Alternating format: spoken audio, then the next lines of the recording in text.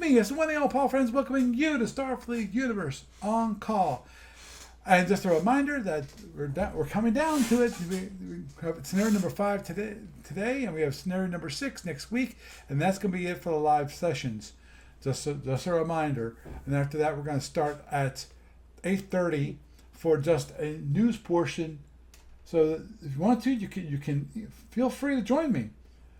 I will be streaming it live on Twitch and also streaming it,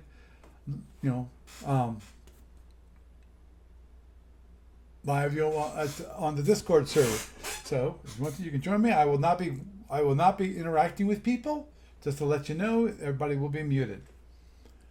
So just a reminder. So this week we're going on to scenario number 5. Scenario number 5 basically takes last week's and adds an additional layer. Now, one thing that was actually introduced that wasn't supposed to be introduced, kind of, which is for scenario number 4, there's one concept in Starfleet Battles which was not actually supposed to be introduced, and it was kind of done hidden behind the scenes kind of thing. I found it. The client is automatic. That is the whole idea of damage allocation. If you weren't playing with the client, scenario number 4, you just would mark the damage to the shield, and then you'd mark whatever damage you want to be damaged. Well, no, close. I just found it. It's in I looked up the Cadet rulebook PDF. It's under D4.0 damage allocation, and you're partially correct. It's it gives you D.40. It actually tells you how to score damage without the damage allocation chart, and it's basically you start with where is it? Internal damage scored. First point must be scored on a weapon. The second point must be scored on a warp engine box. And the remaining can be scored on any internal boxes. And then the bridge cannot be destroyed. When there are no boxes, including excess damage remaining except the bridge, the ship is destroyed by 1 more damage point. So they actually do have a thing for it. For before they introduce you to that later on in the scenarios. So, yay Google. But yeah. So there you go. Found the answer to the question we were talking about. So they did actually include a thing. So, okay, I'll just be over here now. Sorry. Okay. 9.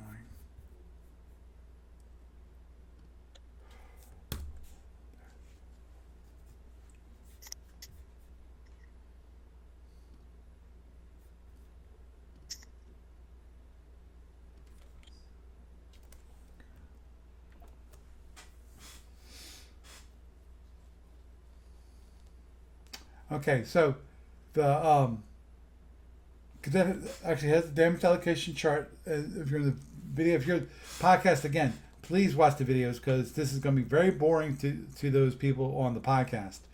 I will still put it out there so people who want to listen, feel free. But the damage allocation procedure is relatively simple. If you actually weren't using the client, you'd actually roll the dice yourself. And in the case of the Cadet damage allocation, you got basically a simplified damage allocation chart compared to SFB, where it actually rolls 1 die. It's kind of reminiscent when it comes to SFB. SFB has a simplified damage allocation chart for PFs, and that's what reminiscent of this, where you have hull, you have engine, you have other, you have weapons, and you have excess damage. And this is even more simplified. This is more simplified than SFB. SFB has the extra damage allocation chart. It's a little more complicated, just a tiny bit, but we're not going to talk about that at the moment. But normally, what you do is you would, for each point of internals, you would roll 1 die. And depending upon which one you hit, it would then, so you roll a die roll 1, that's a whole hit. So one of the whole could go bye-bye. In the case of roll 3, it's engine, which means either a warp engine or impulse engine. And I guess, actually one thing I did not check, let me just check here real quick. Right, just warp and impulse. And yeah, okay. And 4 is other. Other is considered transporters, laboratories, auxiliary power reactors, APRs, batteries, and shuttles. So note the bridge and security boxes cannot be destroyed in the Cadet game. So basically, you can't. What is considered in SFB, you can't lose control of your ship. So the idea is that you keep on, if you roll 1, you keep on rolling a 1, keep on putting damage to hull until the hull boxes are all gone. Because the next column B for a roll of 1 is engine. So then you, instead of hull, you'd actually would have an engine hit. And you can see here is an example here where for the Klingon destruction battlecruiser, where hit number 1, the die roll 1, it's hull. Hit number 2, die roll 6, it's other. He took lab. Number 3, the die roll was a 5, weapon. Keep going through each one of these. And in this case, when it comes to the engines, it looks like he did one impulse box, and then he did another second impulse box on hill number 9, and then he went, I'm going to take one box from the left, and then second box from the warp engine, because of he's trying to balance things out when it comes to where you take right and warp damage, which is not important as much for Cadet SFB. It makes more important because as part of the damage allocation chart, you actually hit left or right. What's interesting is center. That's an interesting one. How ships are destroyed. Basically, ships are destroyed in the game, in SFB, when all their excess damage boxes are gone. That's a way of denoting that basically the structural integrity of the ship has been wiped out, and therefore it just kind of goes boom. And actually in the client, if you actually have your ship is destroyed, I actually put up a little dialogue that says, "Ship goes boom." So, yeah, and there's something. Actually, the funny part is I've not yet heard anyone say, "Oh, can you come up with something that's a little more, a better way of a better message that comes up?" No one's ever mentioned that. I think people kind of enjoy it. I know I do. I got a laugh when I added it. It's like, oh, ship goes boom. It just reminds here that at the instant destruction, the ship is removed from the game. All personnel on board are soon to be gone. All drones in the map guided by the ship lose their tracking and are removed. The ship is considered destroyed for victory purposes. Self-guiding weapons like plasma torpedoes, are self-guiding. That's mentioned here. The torpedoes actually aren't really, the rules for torpedoes aren't mentioned until the next scenario. They are not affected by destruction because they're self-guiding. And they continue to follow their targets without external guidance. That is known as the Romulan revenge. Means even though you killed the Romulan, you still have to deal with their plasma torpedoes that may be coming in at your ship. So there is the possibility of mutual destruction. So, with that, going over the damage allocation, we're going to go for scenario 5, which is the encounter. Starships have many duties. One of those is controlling space by destroying or threatening to destroy anything that shouldn't be there. This is the same principle employed by wet navies on the Earth about 30 for about 30 centuries. That's a long time. More often than not, two major pilots claim the same territory. When that happens, both send a starship to enforce their claim, and the result is a classic single ship duel, which is shown in this scenario. Now, the scenario is designed for 2 players, but can be played by 1 player, me, against the robot ship. Same robot ship rules as scenario number 4. Again, the 16 impulse movement chart, basic impulse procedure chart. This is showing the different materials, and this is also one thing that got added to the list of materials was also the Cadet damage allocation chart, the map sectors for A and B. That don't worry about that. They used the entire A-B map. Don't worry about that. Basically, the regular normal side map, I think, is actually an A-B map. Any ship that leaves the map is disengaged, going home, and it cannot be damaged further, but cannot return to the scenario. Okay, you place the ships, automatically place disengaged, except in wartime when destruction of ships is important. For long-term warmap, most races will allow a damaged ship to leave the map. Klingons to avoid further damage to their own ship. The Federation, for more noble reasons. Yeah, right. Each player can, at the end of any impulse, simply announce that he's disengaged and the scenario is over. Victory at this moment is if one ship is destroyed, the player loses and the other player wins. Of course, if the one ship disengages, the player that draws has a tie, since he claims to have damaged the ship in his report, while the other player has a tactical victory. He wins, but is not conclusive. And a minor bit of advice for those of you playing. The basic principle of sim combat is to deliver the maximum amount of damage against the weakest available shield over the shortest period of time. Plain and simple.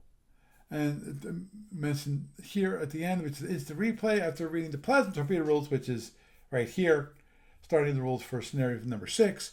You can actually use the Romulan ship instead of the Klingon. So that's, whoops, don't mind me. Let's hide that. Let's switch over to this. It's going to be the Federation Cadet versus Klingon Cadet. And that's for scenario number 1. Your side, which is the Constellation, and the Federation starting at position 0217, and he starts at 2801. So here it is. Okay, I'm just going to do this. And actually, I'm going to change the background color this time. Let's go here. Let's go map color. Let's give me a nice green color. I like green because it's nice and bright. Okay, I'm going to, again, do what I normally do, which is bring up the raids tracker. And what I do, I want to add from Constellation, oops, not the point of turn, to destruction. So it makes it easier to know when to fire. Now, since the Klingon is a robot ship, the speed is going to be speed 20.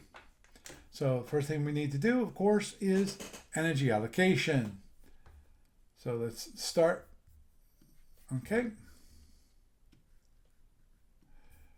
Photons, that's going to, one thing I did not check. Set up the purpose of the acceleration. Okay. And if I recall correctly, yeah. I'm looking at setup number. Don't mind me. I'm just checking one minor thing. Oh, okay. Damage application standing before the counter. Damage penetrated the single shield. As one by, note that damage. Each time the internal damage is scored, first point must be against a weapon. Okay, so there's rules for damage allocation. We were discussing that before the podcast. Oh yeah, it was It was that they actually listed a way of doing it without the chart, Right. which is but when you played the scenario last week, you just went and used the chart because it was built into the client. Right. And by randomizing it, it actually changed how your outcome was for that scenario, I think. Because it made it tougher for you as a player. Whereas the listing under 4.0 is like very, very simple. And it takes it out in a very specific sequence. Yeah. Even though you have the choice of what you're destroying, in some respects, you're still destroying a specific class of something, like weapons first, then power, then the hull, and so Right. on. Which as you mentioned, it makes it a little harder for me. And considering that was like the Kobayashi Maru kind of scenario, it's hard enough to start with. Okay. I don't see it here. What you're looking for. Okay. Um, if it mentions anything about the stars of the scenario, I'll leave it be. I'm going to go with 2 points of power and 2 points of power, thinking that it's not fully charged at the beginning of the scenario. Okay, I'm just okay. Well, this one I know the set speed. This one is going to be destruction. It's going to be 12. That's at speed of what? I can't go speed 16. I only can go speed 13. And that's because of impulse. Okay. Okay, let's go there. And this is another one of those bugs I need to work on, which is there. In a cadet, you don't have to pay for activating shields, life support, or active fire control. At least in these scenarios. And let me do the same thing here. Oops, actually this is 2.0. This is 0. This is 0. And this is 0. This is 2. This is 2. Okay. Do, do, do, do, do, do, do.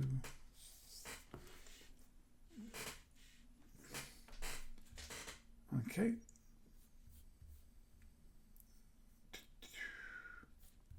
Okay, we're good. I think.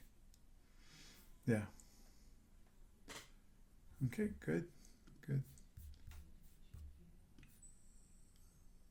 All right, I'm going to submit there. So let's go. Okay, now the board.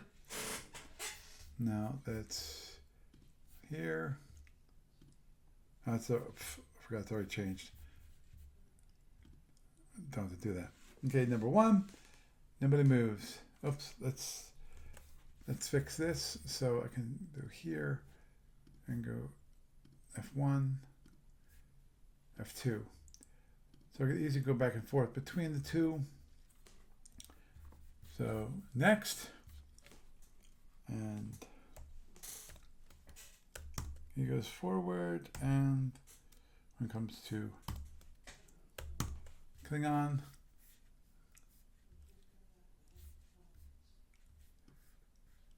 okay, there, this one. Let people actually see it.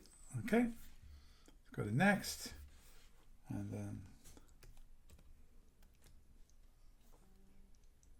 actually I'm going the wrong way, but actually I'm doing it correctly because of the robot player is a seeking. This is a robot player, which means that it's a seeking weapon. It's considered a seeking weapon, which seeking weapons move last.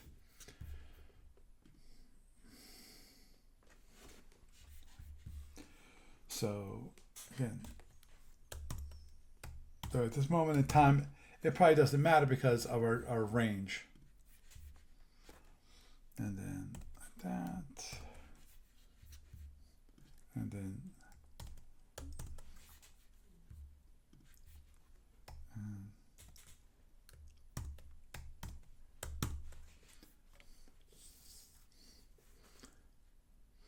Okay.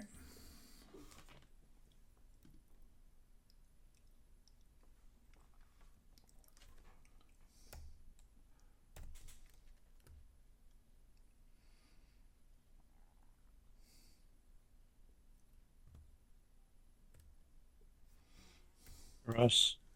Hey, hey. Okay. And okay. I'm going to turn away and go 1.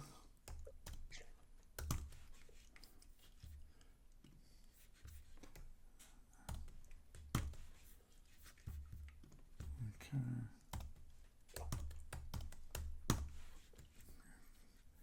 Okay, I'll write the impulse. Number 12, he's closing. I turned away from him. The reason I turned away from him is because of I'm still charging my photons, because my understanding is that the photons start on charge in the cadet stereos versus in SFB, depending upon your weapon status, it could be charged or not charged. So.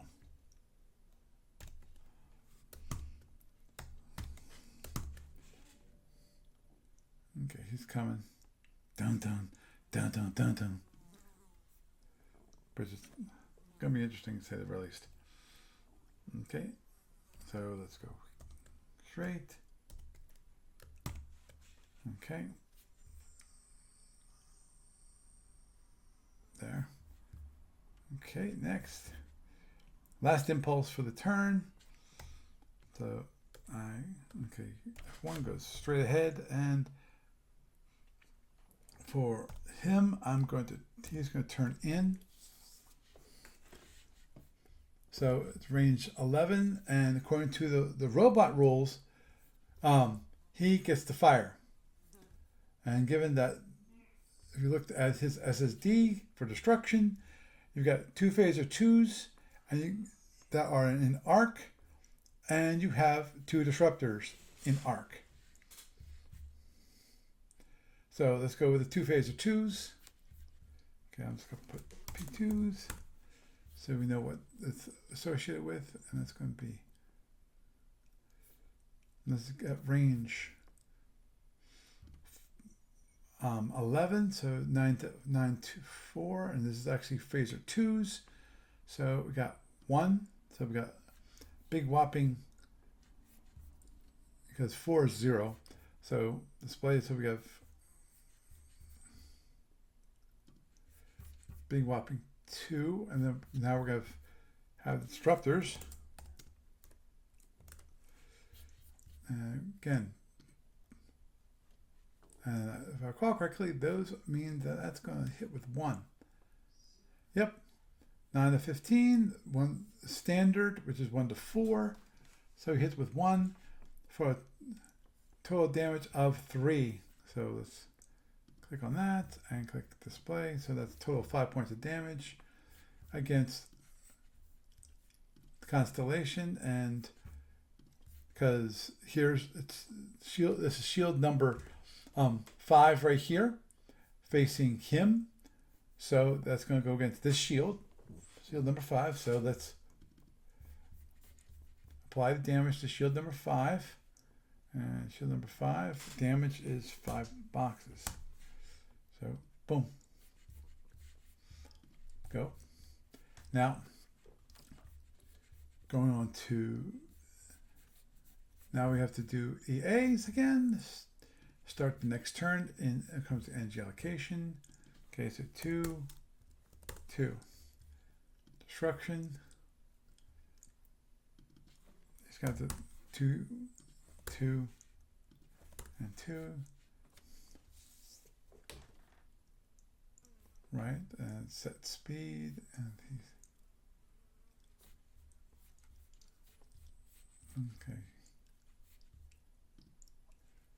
okay. And constellation, he's gonna stay same speed, which is the fastest speed he can go, because of he's still using 4 boxes here for warp for the photons, and then you can do 12 with warp, and then additional 1 more point of movement is using warp. I'm using impulse. So we're all good there. So we can just submit. Yes, okay, it's submitted. Voila. Doesn't change speed, and so you are good. So we go on to next impulse. Nobody moves. Next impulse. I moved and he moves. So if you look at the SSD, at my speed 12, I got turn mode of 2. And I've definitely completed that. I've gone 1, 2, 3, 4, 5, 6, 7 moves straight ahead. So I've completed my turn mode. So that means I can actually now turn back. And then this guy, seeking weapon, is going to come straight at me. Oops, I forgot to launch the drone, which I think I'll let it go for the moment, because it should have launched all weapons, and including drones, on the last impulse. And if this gets to a range, actually, one thing I can do is this. Let's do this, just to remind myself, which is alarm list. Let's go here. Let's do a range alarm from constellation to destruction, and equals less than or equal to range 4. It's repeating.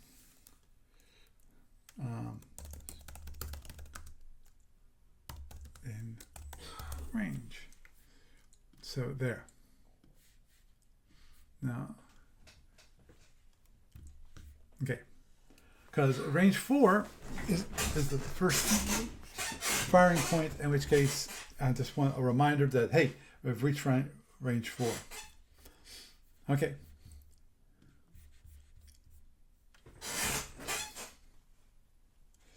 And okay, so here he's going to go straight. He definitely has to go straight.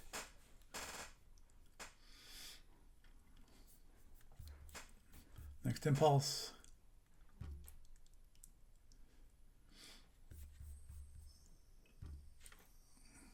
You go straight. He'll go straight too. Next impulse. I move all by myself, which is cool. And then this one, unfortunately, is he's going.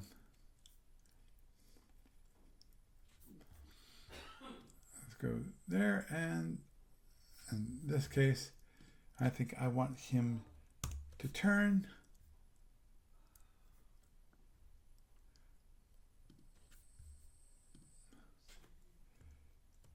Oh boy, I'll be seeing this again probably. Right.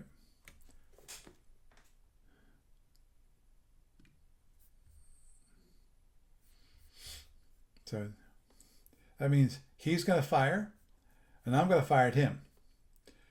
And looks like both of them. Okay, here's this guy's on shield number 6, and I'm on his shield number 6 for a range of 3.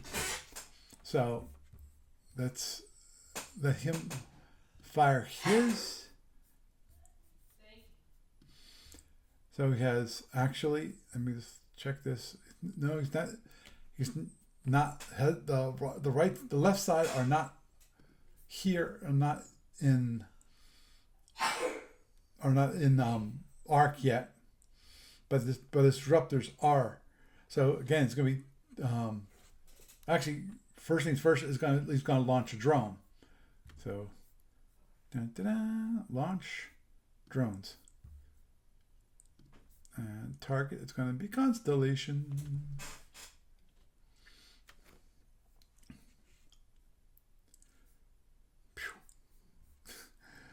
There's something they're probably going to be doing that's not going to be. Okay, and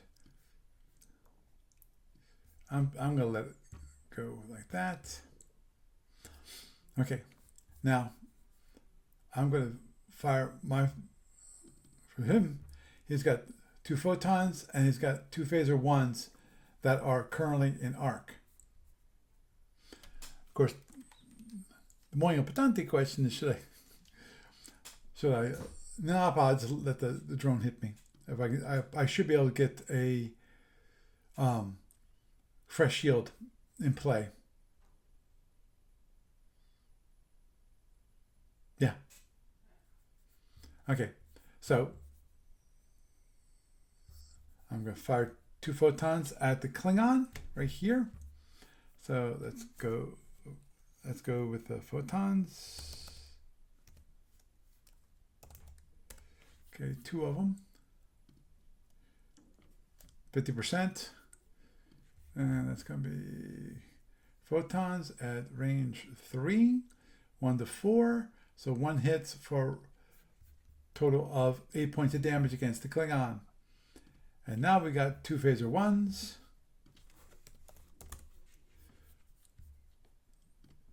Four and 6. Pff, boy, really good. And this is going to be for range of 3, 4, and 6. So 4 and 6. That's 7 more. So a total of 15 points of damage against the Klingon. So go here. Destruction. Apply damage. And that's going to be against the shield number 6. 15. Tab. 3 internals.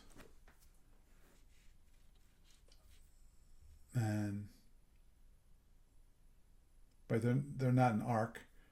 So that has to there. So I knocked that one. Now remember, this is simultaneous, so he still gets to fire his 2 phaser 2s and his 2 disruptors at me. So, yay, got one down, one weapon. So now let's go for the disruptors. Disruptors both hit. Because we go here, go to heavy weapons, range here, see 1 to 4, so it's boom, boom. So we got 8 points of damage there. Now we got 2 phaser 2s. So that's a reminder. Just to let you know, this is how normally you do this kind of thing, where you mention what weapon you're firing, and then you do the die rolls.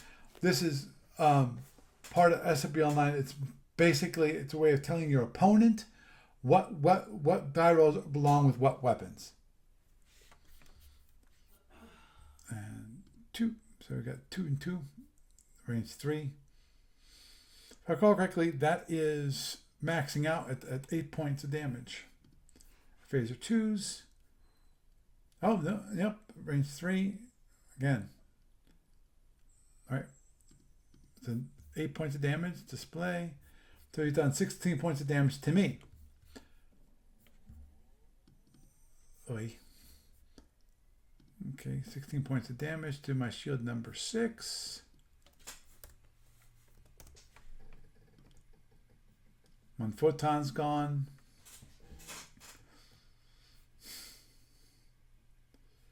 Yeah, I'll take the forward.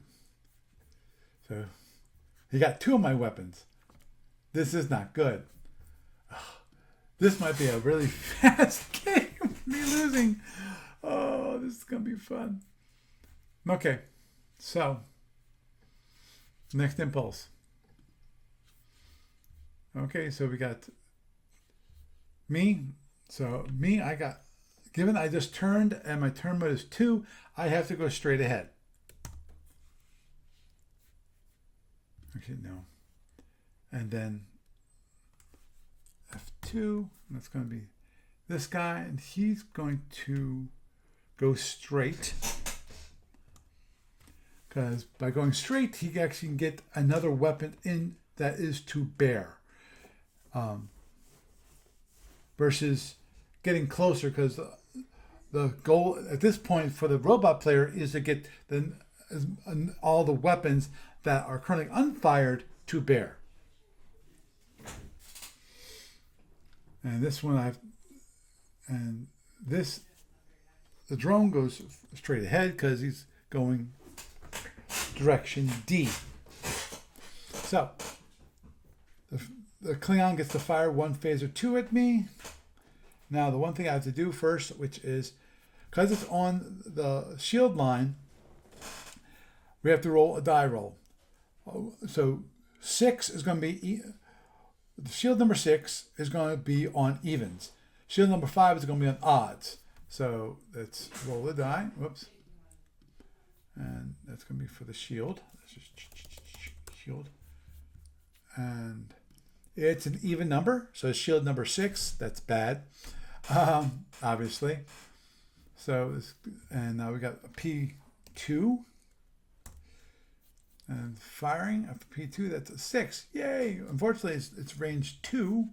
Range 2 with a P2, even a sucky P2 is 3 points of damage. And that's going to be 3 internals because if we go here, shield number 6 has no boxes left. So shield number 6 and 3 internals. Another phaser gets blown away. My dear friends, this is not, my die rolls are sucking. And you know what? I'm sure the robot appreciates it. Yeah, and Come on, right side to everything. well, actually, It's a learning experience. I understood, but it's a bug. Oh, You're not. For those of you, and I know you're not one of them, Doug. On the video, you'll notice gotcha. right here. Is it the program hanging up a certain way? No. Here's the problem. If you look at the die roll number 1, the roll is a 7. Basically, On one die? Yeah. it's basically 2 dies. It's using the standard SFB damage allocation. So I've got to fix that. Another. Are you going to build a separate one just for it? Yeah. Like a plugin? Mm-hmm. There you go. I definitely have. I have specialized damage allocators. One for the PF, one for the dragon, the regular dragon. You know, I have a damage allocation for that. I forget if there's any other ones. I think that's it at the moment. But yeah, that's another bug. I'll be working on fixing that. Just to let you know. And hopefully I can work on possibly fixing the damage allocator for shield scenario number 4, and actually have it so that it follows what's in the book. Though that one I think I'm less concerned about. I'm more concerned about this one. So anyway, okay, moving onward and forward. Let's go to the next impulse. Okay, I go ahead, and so the question is, what do I want to do? I'm going to turn away, and this guy is going to turn in because he's going to be following me. Now, given that, I can, if I want to, actually, let's look at the impulse chart, which is, okay, what we can do is I can run, and in running, I can actually wait until impulse 11, in which case the drone will get 1 hex closer. So let's do that. Okay. And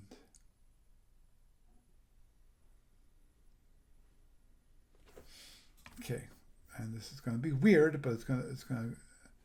Okay, so he goes straight. The drone's going to turn in towards me, and this guy is actually going to turn away.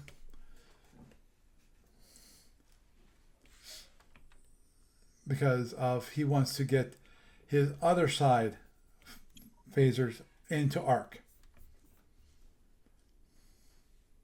Okay, next impulse. Now, he doesn't move. He moves. So he has to go straight ahead. He goes straight ahead. Now the drone is at range 1. So I've got a phaser on my right side that I can fire at him, and I will do that. Because look at him. He's still got the right side phaser here. He's going to roll a P1 at the drone. P1. And it rolls, and it's 4 points. It's not 4 points. It's 4, range 4. So it actually is 4 points. And that should kill the drone. So we'll go here, apply damage, 4 points of damage, and the drone goes bye-bye. So he's good and clear. Next. That is, I'm going to go straight, because I know when he turns, now he's going to fire at range 8 upon me. So one phaser 2 at range 8.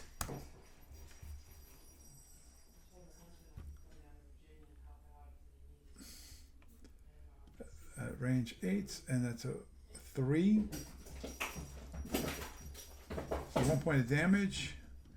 And again, in this case, on the board, if you look, here is the shield number 4 goes right along here and along here. So he's firing at shield number 4. So I take the damage on shield number 4. That's 1 point of damage on shield number 4. Cool.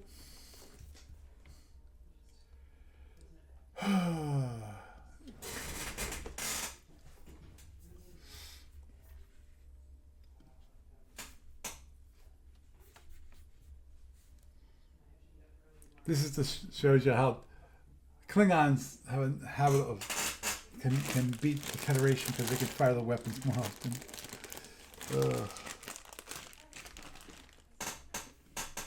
Okay, and I can run. I'm going to do. Okay, next impulse. He goes straight ahead. And I'm going to turn. The idea here is that I want to get my bad shields, which are on this side of the ship. I want to hide them away from the Klingon ship.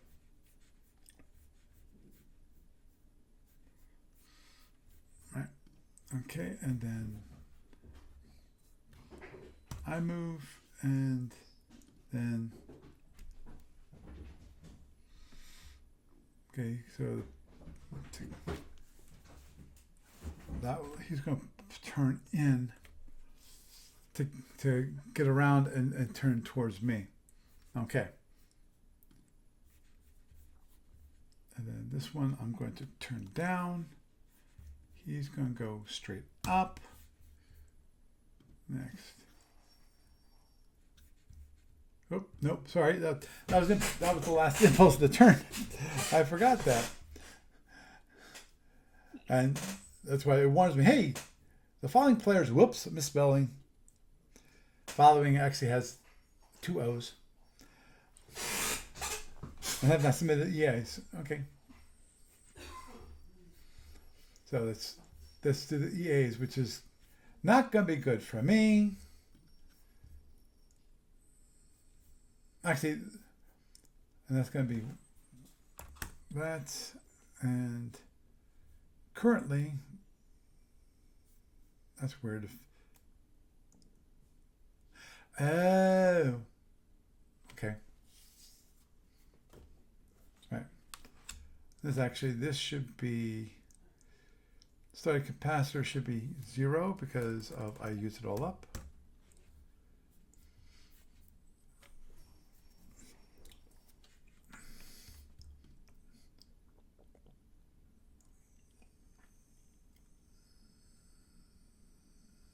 boy. I'm in trouble. I'm in trouble. I think anyone who looks at me goes, "You're in trouble." Okay, and he's gonna basically 4, 2, and 2. Set speeds, and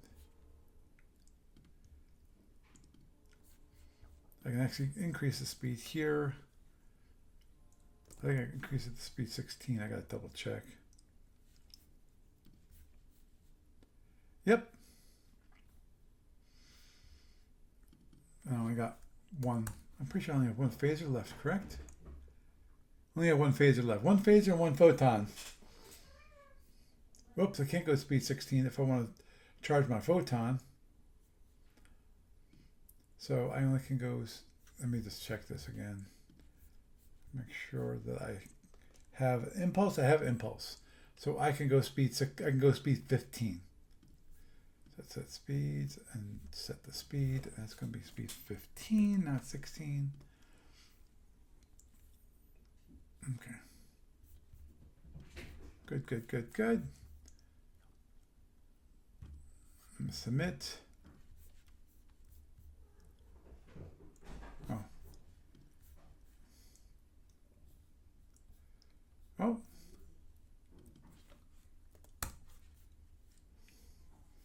There.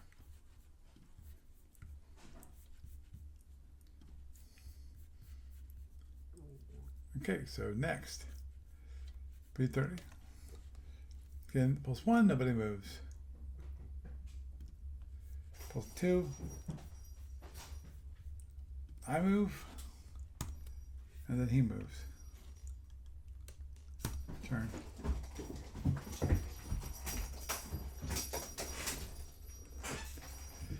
One of my kitties. Okay. Then I'm going to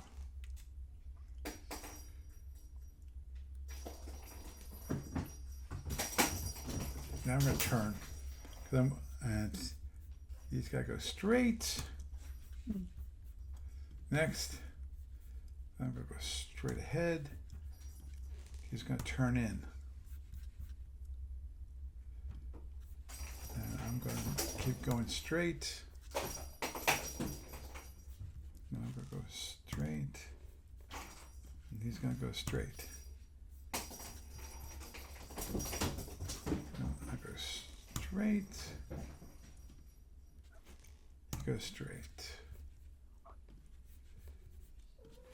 I go straight, and he turns in. And he's going to be. And I go straight. I'm going to keep running. It's still range 5, so I'm still good. So I go straight.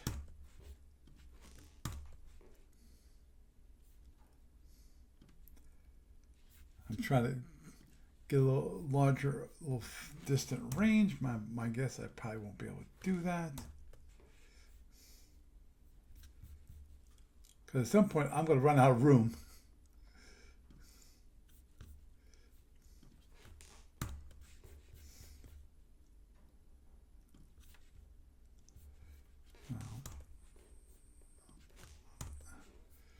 Okay, now we're range 6. So I have definitely extended my range a bit, which is good. Of course, the bad thing about the Cadet version, you can't use side slips. For those you use SFB, you know what side slips are. But there's a Cadet version. It's possible.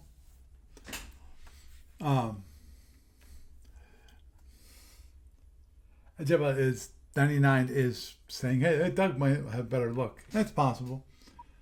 That's last impulse, so that means he launches his drone. And it's going to be rain again. there.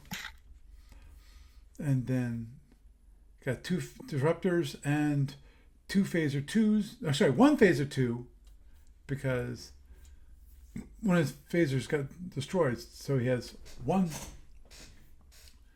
phaser 2. Which means I charged a phaser that doesn't exist. Crap.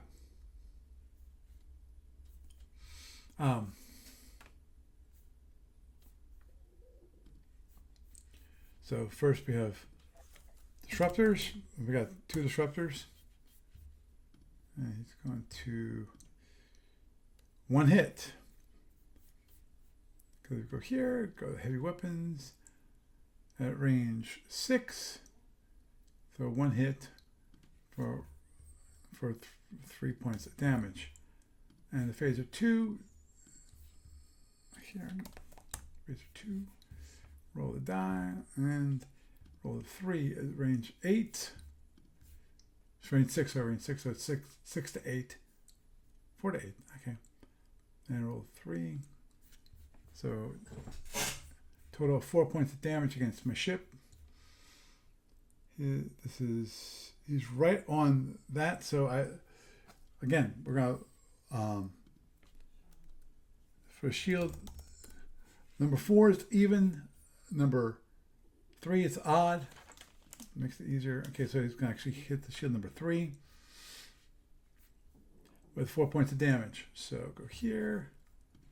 Let's apply the 4 points of damage to shield number 3. So still survive. Okay, cool. Going on to the next turn. Start turn. Boom. 2, and he didn't fire anything, so he doesn't have to charge it. Speed remains the same. And the destruction, same thing. 2 and 2.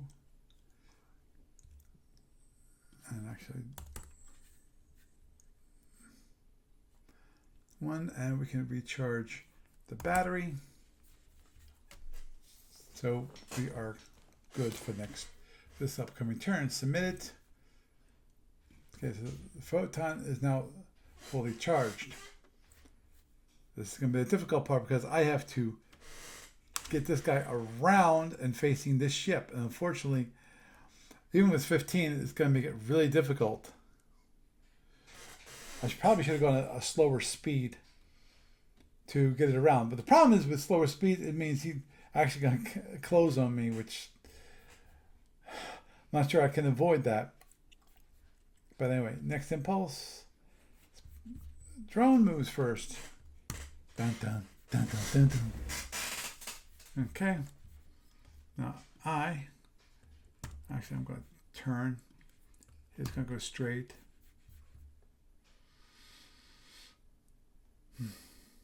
Next. Whoops. I forgot. He moves too. So go straight. He goes straight. And he goes straight. Next. I go straight. He goes straight. Oops. Okay.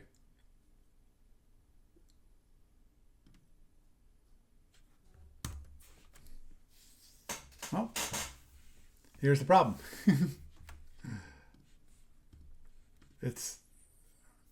gets to launch another drone at me. It's going to be direction E. Target's going to be Constellation. Okay, launching away. And he gets to fire his photons on, his disruptors, and it's 1 phaser on my ship. So disruptors away. 2 of them. 6 and 2, so he only hits with 1 for 3 points of damage.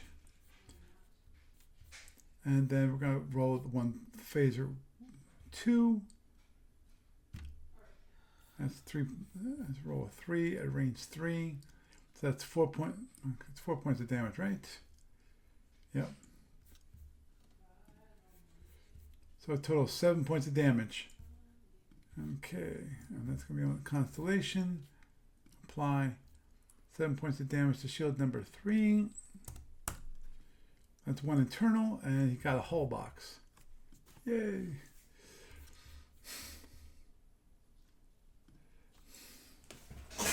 Hopefully, I can outrun these drones.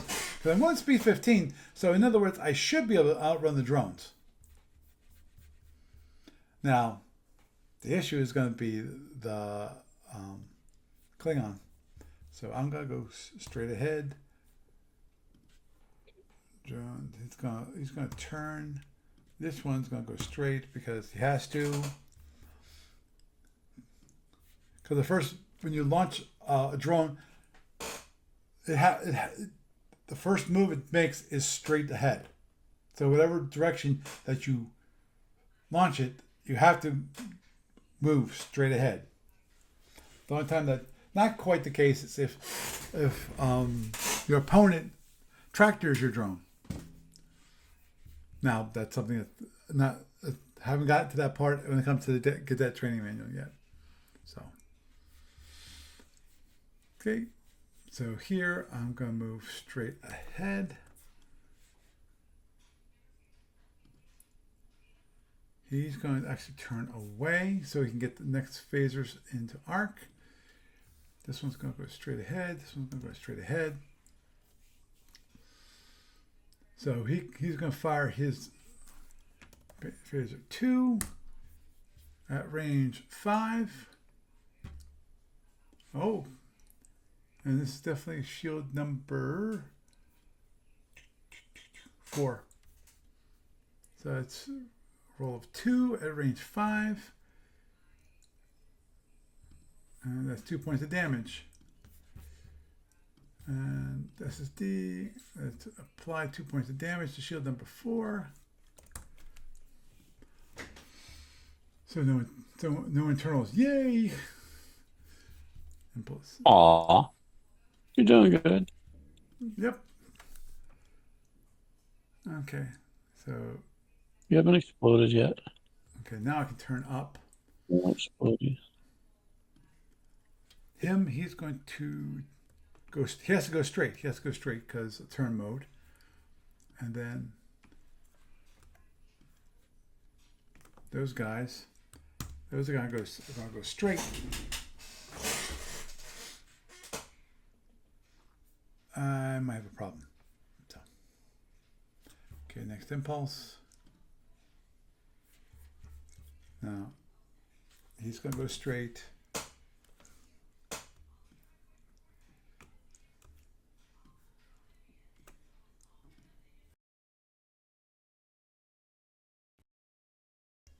There it goes. Now they're going to go straight. He's actually going to turn this way to get his other phaser 2 in arc. Okay, and so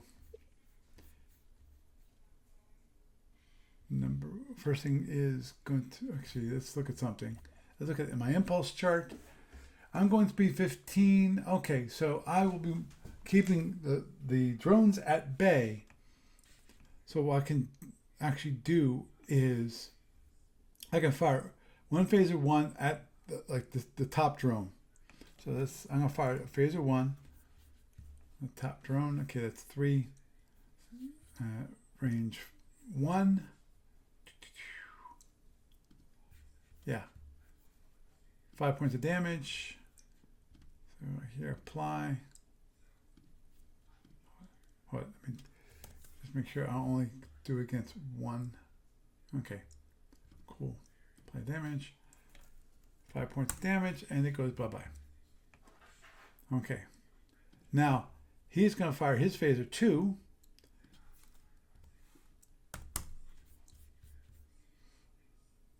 That's going to be 2 at range 7. 2 at range 7. and he's got another 2 points of damage, and this is going to be against shield number 3. Uh-oh. That's not good. Against shield number 3. Yeah, that's my down shield. That phaser. Okay, so now I'm down to my 1 photon, and that's it. Oh, yeah.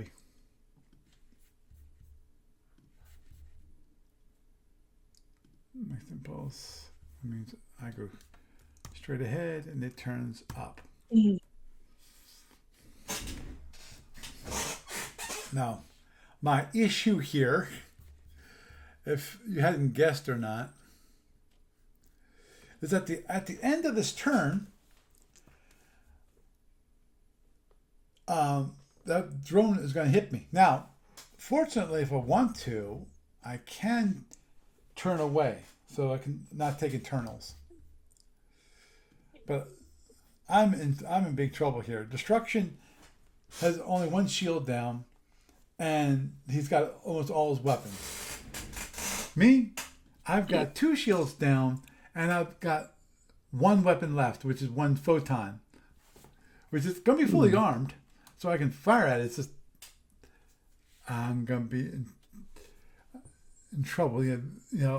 I'll probably turn away and 1, 2, 3, 4, 5, 6, 7. I'll have a 1 box shield number 4, and then turn around. And hopefully I can get it so that the destruction fires at my shield number 2 or shield number 1, one of those 2. But I'm gonna do 8 points of damage against the shield. So I need a lot more time, and definitely tonight I don't have time. Okay, excuse me.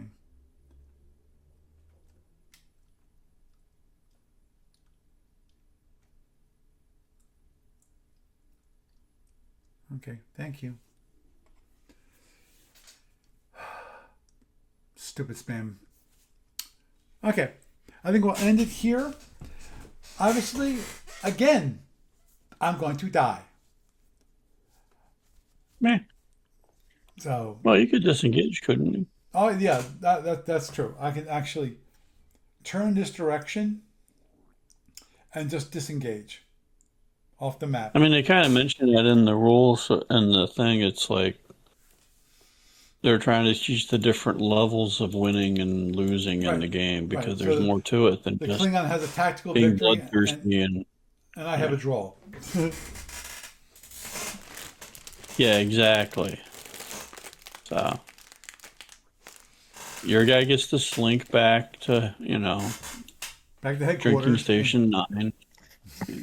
Yeah, and basically write a glowing report about how you gloriously drove away the enemy from that sector somewhat and came back with your limping, burning ship. Yes, I was going to say, and then they see your ship, say, then what happened?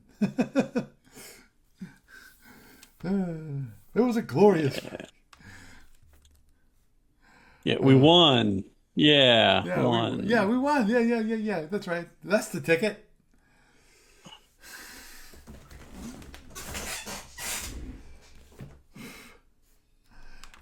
Reminds me of a TV show. Not a TV show, it was a movie. Anyway, I think we'll end it here then. Sorry, I seem to have lost again.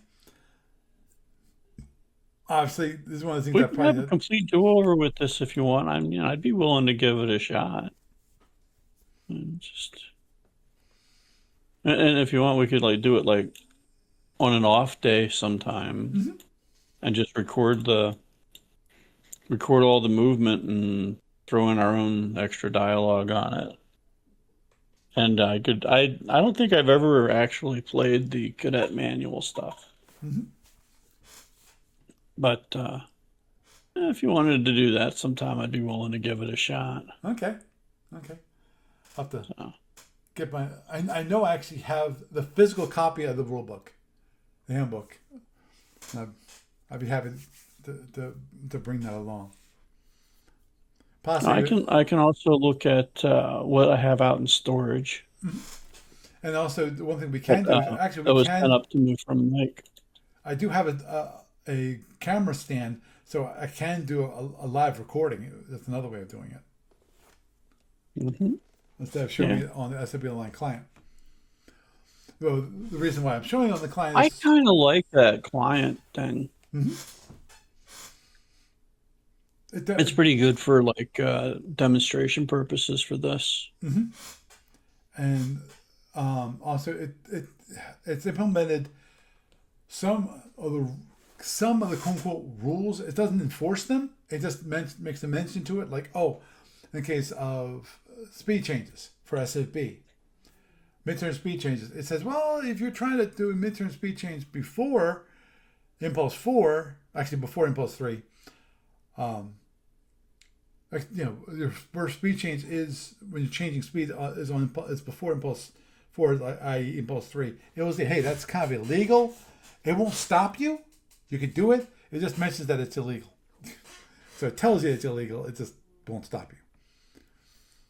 Because in theory, there could be a rule which states, oh, for this scenario or for this ship or for this race, so Empire, sorry, Gene, that, that it actually is valid. That kind of thing. Just this one time. Just this one time, right?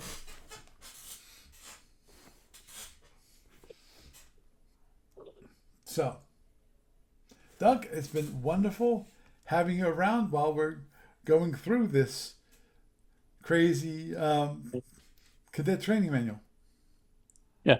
Well, nothing really to report for the gamers thing. Haven't had any real major updates yet. We're about, what, 7 or 8 weeks out from it. If anybody listening to this wants to come visit us over the Labor Day weekend, if you've got some time on your hands and you want to do a specific scenario or something, and you can always contact me through Facebook and say, hey, I want to schedule scenario XYZ on Saturday or Sunday or Monday of the Gamers Weekend. I'd be up for scheduling it. So there's that.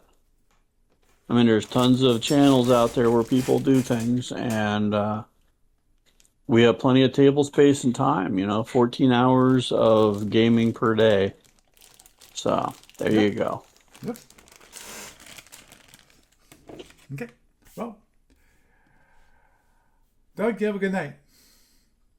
Yep. Thanks for having me on, Paul. You're welcome. Okay. Bye. So, you watch me die once, or at least go to a draw, maybe not lose this time, but a draw. And the Klingon got a tactical victory. It happens. The robot player seems to be, in my mind, is just a little. It's a little harder than expected. If you really think about it, it is, and I'm still getting used to it because of cadet rules are a little different than SB rules. When it comes to, as I mentioned, like side slips, certain things would be differently, and we have different options when you have the full rule book. But anyhow, with that, I am Paul Franz, and I bid you a good night.